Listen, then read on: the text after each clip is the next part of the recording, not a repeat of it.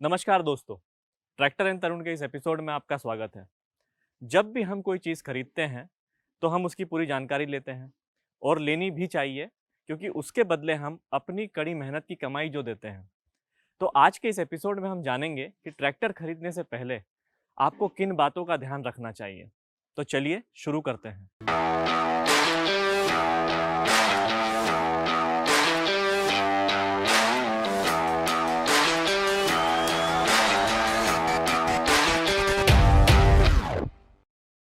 Tractor खरीदने से पहले अपने आप से पूछे जाने वाले सवाल, जैसे कि क्या मुझे ट्रैक्टर रेंट पे नहीं मिल पा रहा है, या मुझे ट्रैक्टर रेंट पे टाइम पे नहीं मिल रहा है। जब मैं ट्रैक्टर खरीदूंगा तो क्या मैं सिर्फ उससे अपने खेती के काम करूंगा, या मैं उसे रेंट पे भी दूंगा। क्या मैं ट्रैक्टर खरीदने के बाद अपने कृषि कार्य के अलावा और भी कार्य कर सकता हूं, जैसे कि ढुलाई, इंटरकल्चर, लैंड लेवलिंग या थ्रेशर चलाना, जिससे कि मेरी आमदनी बढ़े। साथ ही साथ आपको यह कैलकुलेट करना जरूरी है कि जब आप ट्रैक्टर रेंट पे लेते हैं तो आपको कितना खर्चा आता है, और जब आप खुद का ट्रैक्टर लेंगे और उससे जब कृषि कार्य करेंगे तो कितना खर्चा आता है। जब आप ट्रैक्टर खरीदेंगे तो उसकी भरपाई कब होगी, कितने समय में होगी, और आपको मुनाफा मिलना कब से शुरू होगा। इन सारी बातों को ध्यान में रखकर आप ट्रैक्टर खरीदने का डिसीजन लें। ट्रैक्टर खरीदने का डिसीजन लेने के बाद दिमाग में आने वाला सबसे महत्वपूर्ण सवाल कि मैं कितने एचपी का ट्रैक्टर खरीदूं। और ये सवाल है भी महत्वपूर्ण, क्योंकि आपके ट्रैक्टर की हॉर्स पावर आपके काम के ऊपर निर्भर करती है। अगर आप सिर्फ अपने खेती के कार्य करना चाहते हैं और आपके खेत की मिट्टी अगर नरम है तो आप 30 से 40 एचपी का ट्रैक्टर ले सकते हैं। अगर आपके खेत की मिट्टी सख्त है तो आपको 40 से 50 एचपी का ट्रैक्टर देखना चाहिए। खेती के काम के साथ साथ यदि आपको अन्य कार्य जैसे ढुलाई, थ्रेशर चलाना, बड़े इम्प्लीमेंट का उपयोग जैसे कि 3 bottom MB plough, vacuum planter का उपयोग करना है तो आपको 50 एचपी से ऊपर का ट्रैक्टर लेना चाहिए। वैसे तो ढुलाई का काम आप कम एचपी के ट्रैक्टर से भी कर पाते हैं, लेकिन अगर चढ़ाई ज़्यादा है, लोड ज़्यादा है, तो वहाँ 50 एचपी से ऊपर का ही ट्रैक्टर अच्छे से काम कर पाता है। तो ट्रैक्टर के हॉर्स पावर का सिलेक्शन आपके कार्य के अनुरूप होना चाहिए। ट्रैक्टर की हॉर्स पावर फाइनल करने के बाद आपको ये देखना चाहिए कि 2 व्हील ड्राइव लें या 4 व्हील ड्राइव लें।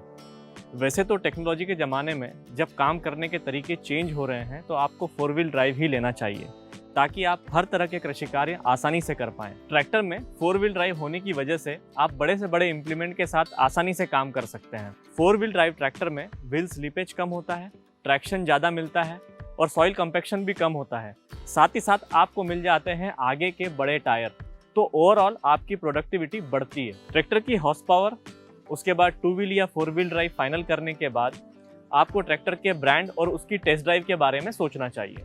वैसे तो बाजार में ट्रैक्टर की कई कंपनियां मौजूद हैं। आपको ऐसी कंपनी के बारे में सोचना चाहिए जिन्हें ट्रैक्टर बनाने की महारत हासिल हो, जिनके ट्रैक्टर के पार्ट्स उच्च कोटि के हों, ताकि आपको उन्हें बार बार बदलने की ज़रूरत ना पड़े, उसका मेंटेनेंस आपके काम के अनुरूप हो और डीलरशिप पर आसानी से पहुँचा जा सके। ये सारी बातें देखने के बाद आप जिस भी कंपनी का ट्रैक्टर कंसीडर करें, उसका डेमो और टेस्ट ड्राइव बुक करें। आइए आप जानते हैं कि टेस्ट ड्राइव में आपको किन किन बातों का ध्यान रखना है। तो चलिए देखते हैं। जब भी आप ट्रैक्टर की टेस्ट ड्राइव करें तो ये देखें कि ट्रैक्टर में चढ़ना और उतरना कितना आसान होता है।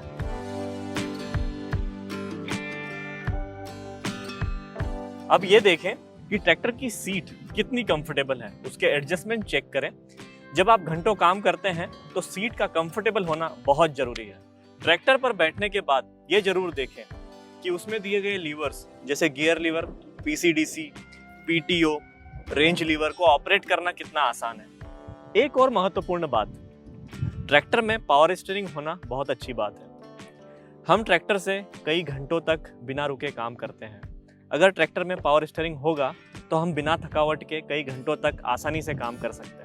आजकल जैसे मोबाइल हमारी लाइफ का पार्ट बन चुका है, अगर ट्रैक्टर में भी आपको मोबाइल चार्जर और मोबाइल रखने की जगह मिल जाए तो क्या बात है। ट्रैक्टर की सीट पर बैठने के बाद ये भी देखें कि फ्रंट विजिबिलिटी कैसी है। अगर फ्रंट विजिबिलिटी अच्छी होगी तो आपको ट्रैक्टर ड्राइव करना आसान होगा। साथ ही साथ आप ट्रैक्टर में ये भी देख सकते हैं कि आपके ट्रैक्टर के इंजन में पिस्टन कूलिंग जेट जैसा फीचर है क्या, जो कि आपके इंजन की लाइफ को बढ़ाता है। ट्रांसमिशन में टॉप शाफ्ट लुब्रिकेशन जैसा फीचर है क्या, जिसकी वजह से ट्रांसमिशन की लाइफ बढ़ती है। एक और महत्वपूर्ण बात जो है ट्रैक्टर की वारंटी के बारे में। ट्रैक्टर की वारंटी के बारे में जानकारी डीलरशिप से ज़रूर लें। इन फीचरों के अलावा और भी बहुत सारे फीचर आते हैं ट्रैक्टर्स में। आप उन्हें अच्छे से देखें और समझें और अपनी आवश्यकता के अनुसार ट्रैक्टर खरीदने का डिसीजन लें। ट्रैक्टर में एक खास बात और देखी जाती है, वो है रीसेल वैल्यू। तो जब आप अपना डिसीजन बनाएं तो ये भी देखें कि उस ब्रांड के ट्रैक्टर की रीसेल वैल्यू कैसी है।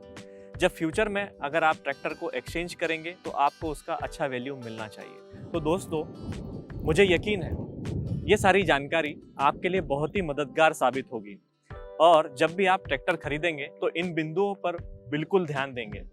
तो इसी तरह की जानकारी पाने के लिए देखते रहें ट्रैक्टर एंड तरुण।